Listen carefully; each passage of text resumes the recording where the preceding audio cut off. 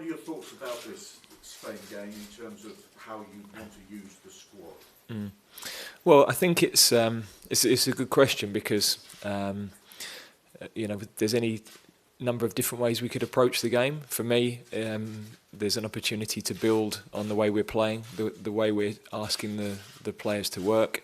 It's a great challenge in terms of a different style of game. I think it's a game we have to get right tactically, and the way that we press, the way that we use the ball. But we want to build on the last few performances, which I think each performance has improved the detail of how we want to play, and this is a chance to do that. I don't want to make loads of changes because I think you have some stability in the team, and the players that are coming in, that gives them an opportunity to perform at a better level. And also, if we don't keep some consistency, then we're not building, we're starting again almost. So you're always trying to find a balance of all of those things. Once this game is out of the way, the decision process as to who's going to become the next permanent England manager gets underway. You've talked a bit about the time span of that process and how important you feel it should be, well, perhaps sooner rather than later. Could you just expand upon that? Yeah, well, the reality of what I said is that we've got, as an organisation, we've got to plan for an under-21s European finals, which the draw is in middle of December, an under-20s World Cup. We've got to plan for the seniors. So it's helpful when things are resolved to know what everybody's work programme is. That's all I said. Of course, that's not quite as it's been reported this morning, but that's the reality for us as an organisation. So from my point of view, I'll get on with whatever I'm asked to do, but it would be helpful to know in which office and on which programme of work. After the Spain game, though, I assume you will officially throw your hat into the ring, as it were. I know you've said all along beforehand it's not important my future, it's about getting these games out of the way.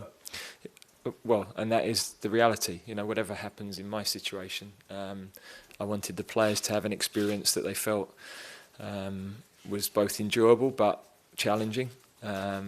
We had a priority to be top of the group.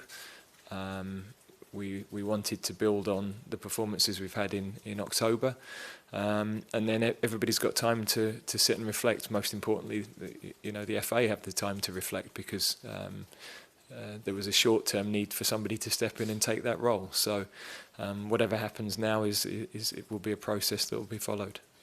Given what you've achieved in those three qualifiers, is there really any need for a process? I mean, you're in pole position. Surely this is the moment now that perhaps the FA could stand up and say, let's end all the uncertainty. You're the next permanent manager. I think it's right